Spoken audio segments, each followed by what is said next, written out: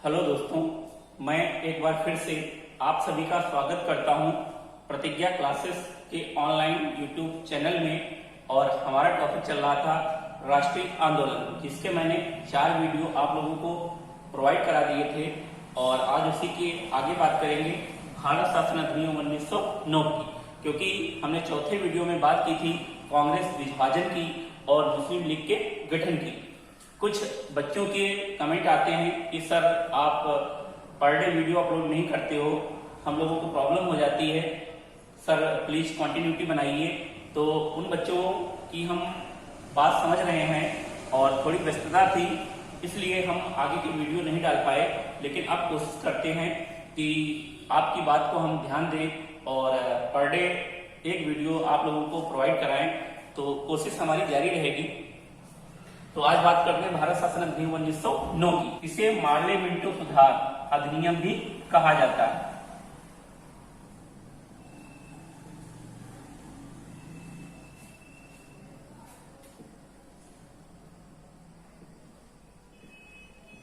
क्योंकि यह भारत राज्य सचिव मार्ले द्वारा वायसराय मिंटो के शासनकाल में लाया गया था और इसका जो उद्देश्य था वो मुसलमानों के लिए पृथक निर्वाचन प्रदान करना था, अर्थात मुस्लिमों के लिए आरक्षण की व्यवस्था की गई थी भारत शासन अधिनियम 1909 में।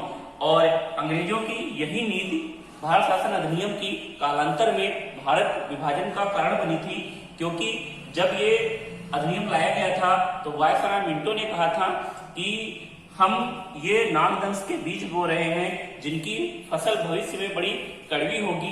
क्योंकि इस समय अगर भारत की स्थिति देखी जाए तो भारत में 1906 में मुस्लिम लीग का गठन हो गया था और दो संप्रदायों में विभाजित हो गया था, एक हिंदू और दूसरे मुस्लिम।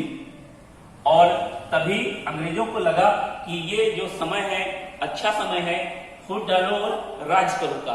क्योंकि अगर हम हिंदू मुस्लिम को आपस में लड़ाएंगे, सांप्रदायिकता का माहौल पैदा करेंगे, तो राष्ट्रवाद की भावना दब जाएगी और हम लंबे समय तक इन भारतीयों पर शासन कर सकते हैं। और इसीलिए उन्होंने 1909 में जो मुस्लिम लीग पार्टी थी उसको आधिकारिक रूप से मान्यता दे दी, अर्थात कह सकते हो निकाय व प्रांतीय विधानमंडलों में मुस्लिमों के लिए सीटें आरक्षित कर दी। अर्थात कह दिया कि जितने भी निकाय चुनाव होंगे, प्रांतीय विधानमंडल होंगे, उनमें मुस्लिमों के लिए सीटें आरक्षित की जाएंगी। और इसी कारण भारत में सांप्रदायिकता को बढ़ावा दिया गया।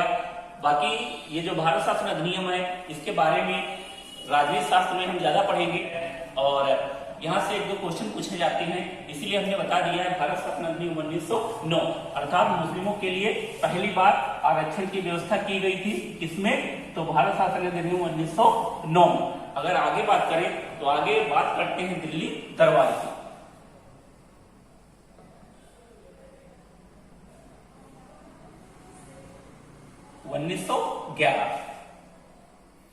तो क्या था दिल्ली दरबार 1911, इस पर चर्चा करते हैं।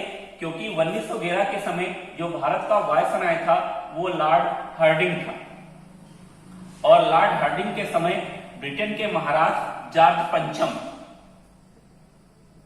व इन्हीं की पत्नी मैडम मेरी का भारत आगमन हुआ और इन्हीं के आगमन पर भारतीयों द्वारा दिल्ली में एक भव्य दरबार का आयोजन किया गया।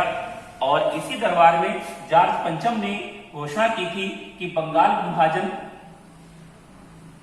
को रद्द कर दिया जाए, अर्थात दिल्ली दरबार में बंगाल विभाजन को रद्द कर दिया गया। बंगाल से 2 नए प्रांत बनाए गए, एक बिहार दूसरा उड़ीसा, अर्थात जिनको बंगाल से पृथक करके नए प्रांतों का दर्जा दिया गया। बंगाल का एक क्षेत्र था सिलहट को छोड़कर जितने भी बंगाली भाषा के क्षेत्र थे उनको एक में मिलाकर बंगाल प्रांत का गठन कर दिया गया। जबकि सिलहट को 1874 में इसी बंगाल से अलग हुए असम प्रांत का हिस्सा बनाया गया तथा असम प्रांत का गठन किया गया। अगर आगे बात करें तो इसी दिल्ली दरबार में जॉर्ज पंचम ने घोषणा की थी, क्योंकि जो पहले भारत की राजधानी थी वो कलकत्ता हुआ करती थी, और इसमें इन्होंने घोषणा की थी कि भारत की राजधानी दिल्ली स्थानांतरित की जाए। लेकिन आगे कालांतर में 1 अप्रैल 1912 को भारत की राजधानी दिल्ली बनाई गई। तो ध्यान रखना, एग्जामिनर कई बार एग्जाम में क्वेश्चन पूछता है कि भारत की राजधानी दिल्ली बनाए जाने की घोषणा कब की गई थी, तो 12 दिसंबर 1911 को, क्योंकि ध्यान रखना दिल्ली दरबार का आयोजन 12 दिसंबर 1911 को किया गया था। और इसी 12 दिसंबर 1911 के दिन जॉर्ज पंचम ने बंगाल विभाजन रद्द करने की घोषणा की थी तथा भारत की राजधानी कलकत्ता से दिल्ली स्थानांतरित करने की घोषणा की थी। तो घोषणा की गई थी 12 दिसंबर 1911 को, और भारत की राजधानी दिल्ली बनी थी 1 अप्रैल 1912। अगर बात करें दिल्ली की, तो एक इतिहास विषय का टॉपिक है, क्योंकि पृथ्वीराज रासो के रचयिता चंद्रवत दाई हैं, और उसी पृथ्वीराज रासो में बताया गया है जो दिल्ली है इसकी स्थापना की थी अनंतपाल तोमर ने। तो अनंतपाल तोमर ने इसकी स्थापना की थी दिल्ली की, और इसी दिल्ली को महाभारत में इंद्रप्रस्थ के नाम से जाना जाता था, जो 1 अप्रैल 1912 को भारत की राजधानी बनी थी। किस वायसराय के काल में, तो लॉर्ड हार्डिंग के काल में। इसी दिल्ली दरबार में उपस्थित था बंगाली भाषा का प्रसिद्ध इतिहासकार रविन्द्रनाथ टैगोर, और रविन्द्रनाथ टैगोर द्वारा इसी दिल्ली दरबार में पहली बार जन गण मन का सार्वजनिक मंचन किया गया था। ध्यान रखना आप सभी लोग कि जनगण मन का पहली बार सार्वजनिक मंचन कब किया गया था, तो 12 दिसंबर 1911 को, कहां, दिल्ली दरबार में। अगर बात करें जनगण मन की, तो ये आगे चलकर भारत का राष्ट्रीय गान बना, और आज भी हमारा राष्ट्रीय गान है। ये बंगाली भाषा का गीत है और रविन्द्रनाथ टैगोर द्वारा रचित गीतांजलि से लिया गया है। गीतांजलि कृत है बंगाली भाषा की, उसी से अवतरित है जनगण मन अधिनायक की। गीतांजलि के लिए 1913 में रविन्द्रनाथ टैगोर को साहित्य के क्षेत्र में नोबेल पुरस्कार दिया गया था, और साहित्य के क्षेत्र में नोबेल पुरस्कार पाने वाले ये प्रथम भारतीय थे। ध्यान रखना कि एग्जामिनर कई बार क्वेश्चन बदल के पूछता है कि प्रथम भारतीय कौन थे जिन्हें नोबेल पुरस्कार मिला था, तो रविन्द्रनाथ टैगोर थे। कब मिला था, 1913 में मिला था। किस लिए मिला था, गीतांजलि के लिए दिया गया था। किस भाषा के क्षेत्र में, तो बंगाली भाषा के क्षेत्र में। तो आप सभी लोगों को पता होगा कि भारत को सबसे पहली बार नोबेल पुरस्कार किस क्षेत्र के लिए दिया गया था, साहित्य के लिए। 1913 में गीतांजलि के लिए किसको, रविन्द्रनाथ टैगोर को। 1913 में ही ब्रिटेन की महारानी द्वारा रविन्द्रनाथ टैगोर को एक उपाधि दी गई थी नाइटहुड की। नाइटहुड, अगर बात करें नाइटहुड की, तो जिस व्यक्ति को नाइटहुड की उपाधि दी जाती है वो अपने नेम के आगे सर लगा सकता है, और इसीलिए इन्हें कहा जाता था सर रविन्द्रनाथ टैगोर। नाइटहुड की उपाधि ब्रिटेन की महारानी द्वारा हर प्रत्येक वर्ष किसी भी व्यक्ति को दी जा सकती है, और हाल ही में नाइटहुड की उपाधि पाने वाला व्यक्ति था, इंग्लैंड क्रिकेट टीम का व्यक्ति था बेन स्टोक्स। तो ये आपका था दिल्ली दरबार, जिसमें बंगाल विभाजन रद्द करने की घोषणा की गई थी, जनगण मन का सबसे पहली बार सार्वजनिक मंचन किया गया था, और भारत की राजधानी दिल्ली बनाए जाने की घोषणा की थी। अब आगे बात करते हैं, एक और हमारे राष्ट्रीय आंदोलनों में घटनाक्रम आता है, वहां से भी क्वेश्चन पूछे जाते हैं। तो वो क्या घटनाक्रम है, उसकी बात करते हैं। कामागाटा मारू प्रकरण 1914। अब बात करते हैं कामागाटा मारू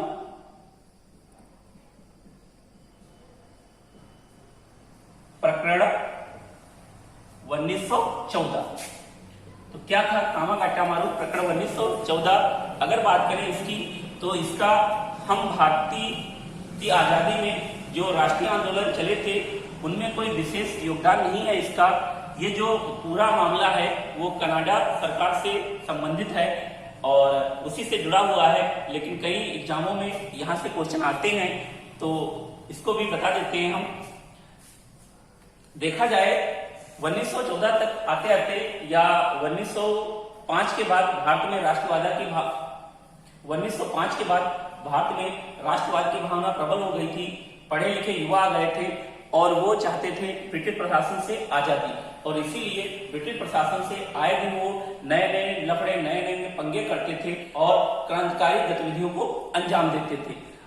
जब ब्रिटिश प्रशासन उन पर कार्रवाई करता था तो ब्रिटिश प्रशासन से बचने के लिए वो भारत छोड़कर कनाडा शिफ्ट हो जाते थे, और जब ऐसी क्रांतिकारी गतिविधियां बढ़ने लगी तो कनाडा सरकार ने कनाडा आने पर प्रतिबंध लगा दिया। अर्थात उसने यह प्रतिबंध लगाया कि कोई भी व्यक्ति या कोई भी भारतीय कनाडा नहीं आ सकता है, वही व्यक्ति कनाडा आ सकता है जो सीधे कनाडा आए, अर्थात किसी देश की सीमा से होकर ना आए। लेकिन तत्कालिक स्थिति देखी जाए तो ऐसा कोई सीधा रास्ता नहीं था कि जो सीधे कनाडा जाता हो, अर्थात कनाडा जाने के लिए किसी न किसी देश की सीमा से जाना आवश्यक था। और तभी हुआ ये कि कुछ भारतीय कनाडा की सीमा में फंसे हुए थे, उन लोगों ने कनाडा सुप्रीम कोर्ट में अर्जी डाली और कनाडा सुप्रीम कोर्ट सरकार के फैसले के खिलाफ जाते हुए लगभग 35 व्यक्तियों को कनाडा की सीमा में घुसने की आज्ञा दे दी, अर्थात 35 भारतीयों को कनाडा की सीमा में प्रवेश की आज्ञा दी गई। और जैसे ही 35 व्यक्ति को कनाडा की सीमा में प्रवेश की अनुमति दी गई, वैसे पूरे विश्व में फैल गया कि कनाडा सरकार ने प्रतिबंध हटा लिया है, अर्थात अब कोई भी व्यक्ति कनाडा जा सकता है। और तभी एक कामागाटा मारू जापानी कंपनी का जहाज था, जिससे पंजाब के गुरुदत्त सिंह ने मार्च 1914 में एक हांगकांग के जर्मन शिपिंग कार मिस्टर ब्रून से इन्होंने कामागाटा मारू जहाज को किराए पर लिया और इस जहाज में लगभग 376 यात्री सवार होकर कनाडा के लिए रवाना हुए। इन 376 यात्रियों में 25 जो थे वो मुस्लिम थे और जितने भी शेष थे वो सभी सिख थे। और जब ये कनाडा के लिए रवाना हुआ तो इसी जहाज में भगवान सिंह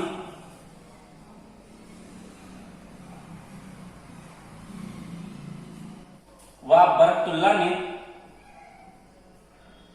जोशीला भाषण देते हुए ब्रिटिश सरकार के खिलाफ भारतीयों को बगावत करने के लिए आह्वान किया।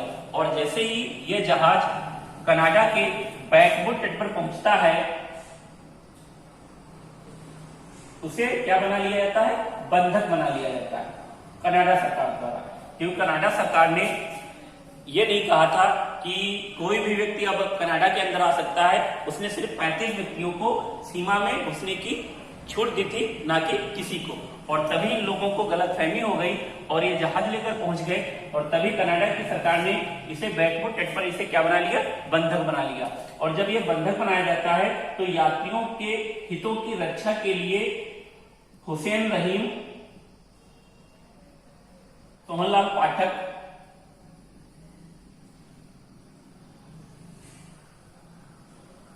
और बलवंत सिंह, इनके द्वारा सोरो कमेटी का गठन किया गया था, जिससे यात्रियों के हितों की रक्षा की जाए और इसे छोड़ने की मांग की गई थी। लेकिन तभी प्रथम विश्व युद्ध स्टार्ट हो गया था 1914 में, और प्रथम विश्व युद्ध में सभी भारतीय दलों ने ब्रिटिश सरकार का सहयोग किया था और ब्रिटिश सरकार के सहयोग से इसी जहाज को कनाडा सरकार से छुड़ाया जाता है और भारत लाया जाता है। और जैसे ही यह जहाज कलकत्ता पहुंचा, अर्थात कलकत्ता के बच बंदरगाह पर पहुंचा था, और तभी पुलिस और यात्रियों में मुठभेड़ हो गई थी, जिसमें लगभग 18 यात्री मारे गए थे। तो ये प्रकरण जुड़ा हुआ है कनाडा की सरकार से। एक बार फिर से रिवाइज करा देते हैं कि भारत में क्रांतिकारी गतिविधियां बढ़ चुकी थी। भारत में क्रांतिकारी गतिविधियों को अंजाम देकर कनाडा शिफ्ट हो जाते थे। इससे कनाडा सरकार परेशान आ गई थी और उसने भारतीयों को कनाडा आने पर प्रतिबंध लगा दिया था और कहा था कि वही व्यक्ति कनाडा आ सकता है जो सीधे मार्ग द्वारा कनाडा आए, अर्थात किसी देश से होकर नहीं। लेकिन तत्कालिक ये स्थिति थी कि भारत और कनाडा के बीच कोई सीधा मार्ग नहीं था, जाने के लिए किसी न किसी देश से होकर जाना पड़ता था। तभी कुछ भारतीय कनाडा की सीमा में फंसे हुए थे। उन्होंने कनाडा की सुप्रीम कोर्ट में अर्जी डाली और सुप्रीम कोर्ट ने सरकार के खिलाफ जाते हुए 35 व्यक्तियों को सीमा में आने की आजादी दे दी। और जब ये सरकार को लगा तो सरकार ने अपने प्रावधान में और सख्ती बरती और तभी विश्व में ये बात फैल गई कि कनाडा की सरकार ने प्रतिबंध हटा लिया है और 35 व्यक्ति कनाडा की सीमा में प्रवेश भी कर चुके हैं। और तभी पंजाब के व्यक्ति थे, नाम था गुरदत्त सिंह। उन्होंने जापानी कंपनी का एक जहाज था कामागाटा मारू, जिसे हांगकांग के जर्मन शिपकार थे मिस्टर ब्रून, उनसे किराए पर लिया था और इसमें 376 यात्री सवार हुए थे। 25 मुस्लिम थे, शेष सभी सिख थे और रवाना हुए थे कनाडा के लिए। और इसी जहाज में भगवान सिंह बरकतुल्ला ने जोशीला भाषण दिया था और स्वतंत्रता के लिए आह्वान किया था। और तभी जैसे ही ये जहाज कलकत्ता के बैकबू तट पर पहुंचता है, इसे बंधक बना लिया जाता है और तभी यात्रियों के हितों की रक्षा के लिए स्वरूप कमेटी का गठन किया गया था बलवंत सिंह, सोहनलाल पाठक और हुसैन रहीम द्वारा। और तभी प्रथम विश्व युद्ध स्टार्ट हो जाता है और प्रथम विश्व युद्ध में सभी भारतीय दलों ने अंग्रेजों का साथ दिया था और इसी के चलते हुए ब्रिटिश सरकार के हस्तक्षेप से इस जहाज को छुड़ाया जाता है। और जैसे ही यह जहाज कलकत्ता के बजबज बंदरगाह पर पहुंचता है, पुलिस और यात्रियों में मुठभेड़ होती है जिसमें 18 यात्री मारे जाते हैं। तो ये प्रकरण था कामागाटा मारू। आप सभी लोगों को समझ में आ गया होगा। और आगे बात करेंगे लखनऊ अधिवेशन की, तो वो कल हम बताएंगे। आज इतना ही। आप सभी लोगों को अगर हमारा वीडियो अच्छा लगता हो तो प्लीज लाइक करिए, हमारे चैनल को सब्सक्राइब करिए, कमेंट करिए तथा अपने दोस्तों को शेयर करना ना भूलिए। धन्यवाद।